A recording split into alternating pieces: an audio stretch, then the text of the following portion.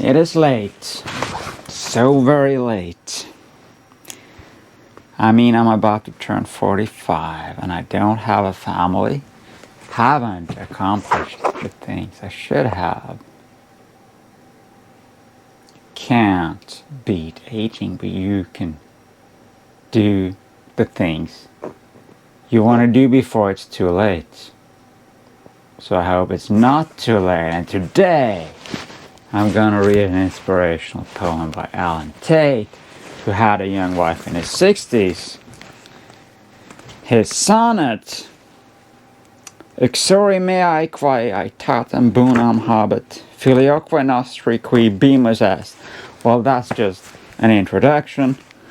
His wife and son, this is about, could I be sure that I shall see the day when of the love in this young woman's eyes, and of the love of him whose youth decries my age, I might 100th part repay, or would interior time, that could delay the sentence chronic with the last assize, start running backwards with its timely lies.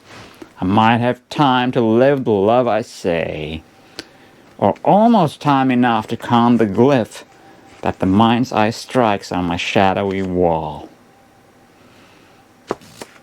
Read it to learn how me God favored, if I have the favor to know him at all. Who let me love you too? Have I been wrong to love you well, who cannot love me wrong?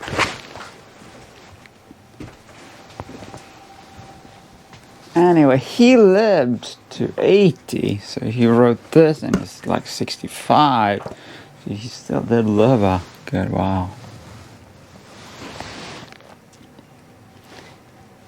So I'm not intending to wait 20 years, but he still had kids 20 years older than I am now, in his 60s, mid-60s. So Tate is an inspiration.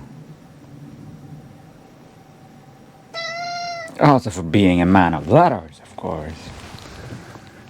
He would be thoroughly counseled today, but we remember some of his works. Ode to the Confederate Dead is his best poem, but he also wrote a novel called The Fathers that was too good. But he didn't rise to greatness.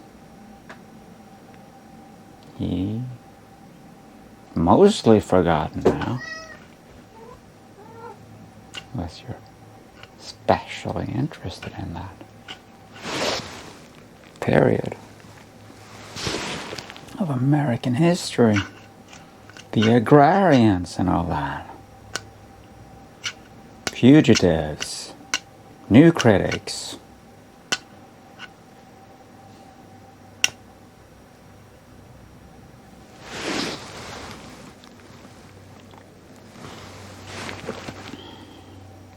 It is late.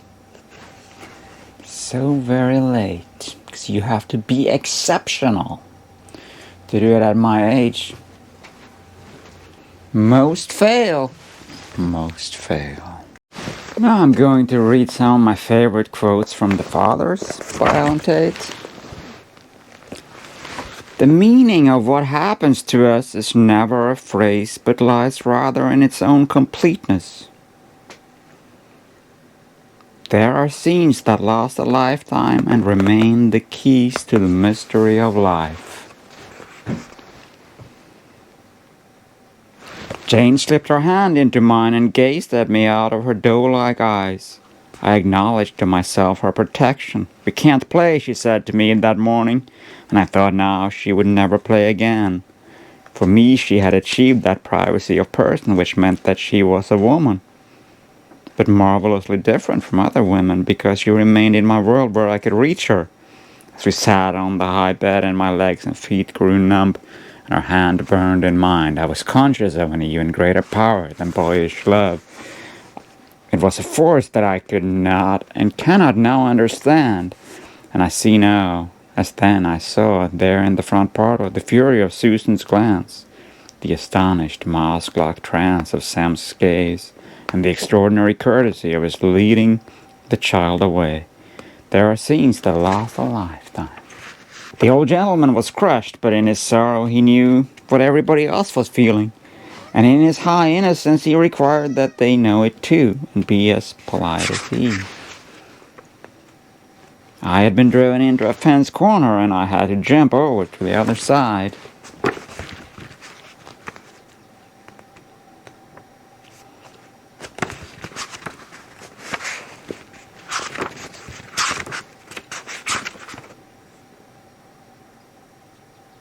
A terrible conflict between two fundamental and irreconcilable modes of existence. A conflict that has haunted American experience but exists in some form at all times. That's from the introduction. The familiar narrative procedure of the epic done realistically. Who did write that introduction, by the way, was Arthur Meisner.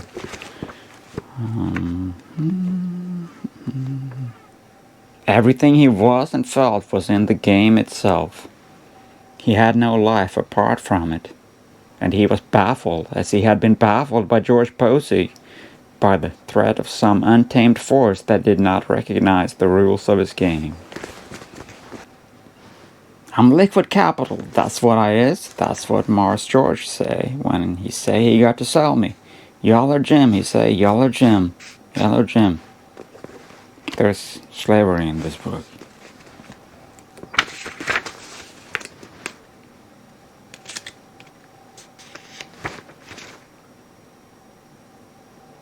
Gentlemen, I did not enter this race as a gelding. Gentlemen, I did not enter this race as a gelding. That ain't nothing but women's politics. Darn if it won't be a pretty sight when the men folks gets to voting on whether the candidate messes with women or whether he don't.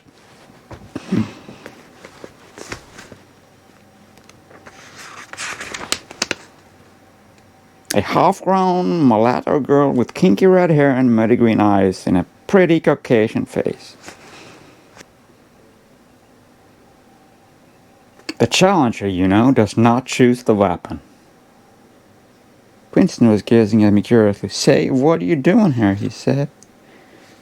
You want some of it? Some of what? I said. I saw the mulatto wench I had seen earlier with the small negro. She was lying on her back, and the boy, crouching in the grass, his eyes like fried eggs, was grinning.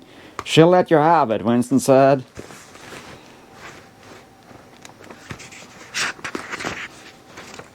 Yeah, I want some of that.